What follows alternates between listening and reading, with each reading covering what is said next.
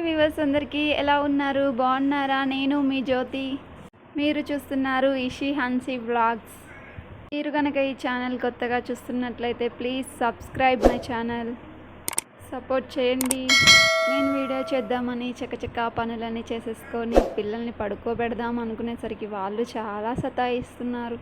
అలాగా అలా పడుకోబెట్టేశాను. థంబ్నెయిల్ చూశారు కదండి. నేనైతే ఈరోజు మీకోసం నోరూరించే దోసకాయ పచ్చడి చేద్దామని మీ ముందుకు వచ్చేసానండి. మరి ఇంకెందుకు ఆలస్యం, చేసేద్దాం పదండి. మీకు నచ్చినట్లయితే కామెంట్ బాక్స్లో కామెంట్ చేయండి.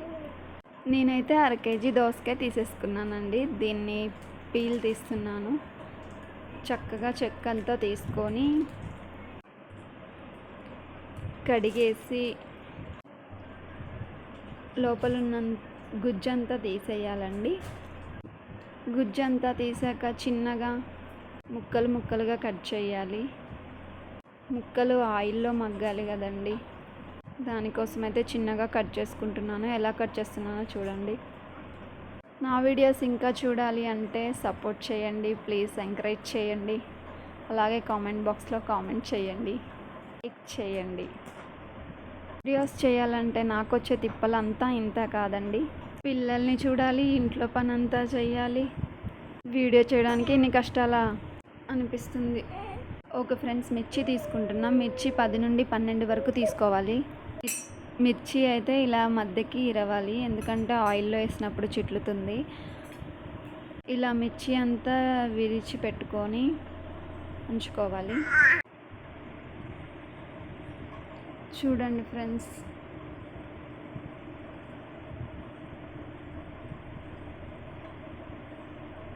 ఇరిచేటప్పుడు జాగ్రత్త ఫ్రెండ్స్, కళ్ళలో పడుతుంది. చిన్నగా చేసుకోండి.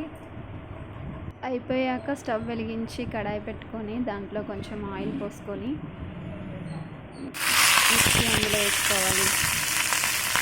మంట అయితే మీడియంలో పెట్టుకోవాలి ఫ్రెండ్స్, ఎందుకంటే మాడిపోతే రాకొస్తుంది. మా పిల్లలు గదిగా ఉన్నారు, ఎప్పుల్లో విద్దామని జోక్గా ఉన్నాను. ఎలా అయినా మాడిపోద్ది కదా ఫ్రెండ్స్, అందుకే మీడియంలో పెట్టుకోవాలి మంట. కలర్ చేంజ్ అయ్యే వరకు తిప్పుతూ ఉండాలి. చూడండి అయిపోయింది, తీసేస్తున్నాను. ఇది అయితే తీసేసి పక్కకు పెట్టుకోవాలి. నెక్స్ట్ మనం దోసకాయ ముక్కలు కోసుకున్నాం కదా ఫ్రెండ్స్, అవి వాటర్లో వేసి కడుక్కొని అదే కడాయిలో వేసుకోవాలి ముక్కల్ని.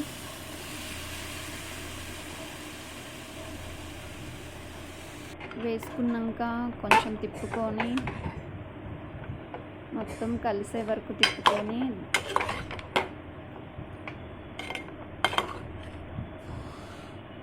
దాని మీద మూత పెట్టుకోవాలి ఫ్రెండ్స్. మళ్ళీ తీయాలి, తీసి మళ్ళీ ఒకసారి తిప్పాలి. ముక్కలు మగ్గుతూ ఉండాలి. ముక్కలు మగ్గడానికి దాని మీద మనం మూత పెట్టాలి. దీంట్లో అయితే నేను కొంచెం చింతపండు వేస్తున్నాను ఫ్రెండ్స్.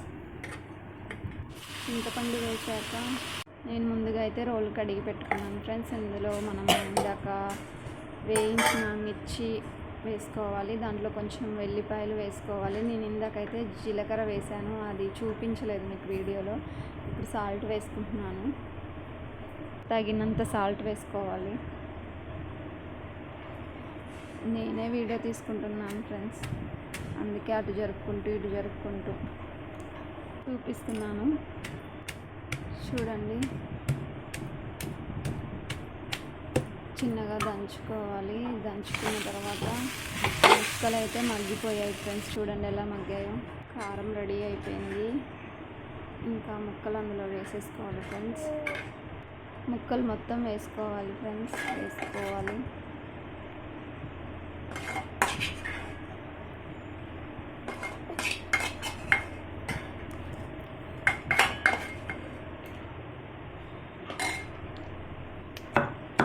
చూడండి దంచుతున్నాను, చిన్నగా దంచుకోవాలి, ముక్కలు ఎక్కిపోతాయి.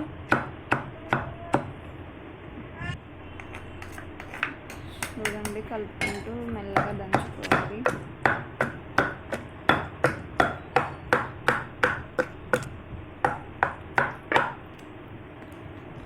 చట్నీ అయితే రోట్లో చేస్తే చాలా బాగుంటుంది ఫ్రెండ్స్. మా పెద్ద పాప కూడా తినద్ది.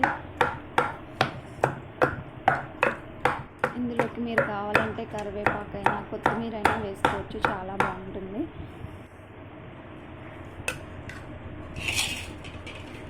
చిన్నగా కలుపుకుంటూ దంచుకుంటూ ఉండాలి.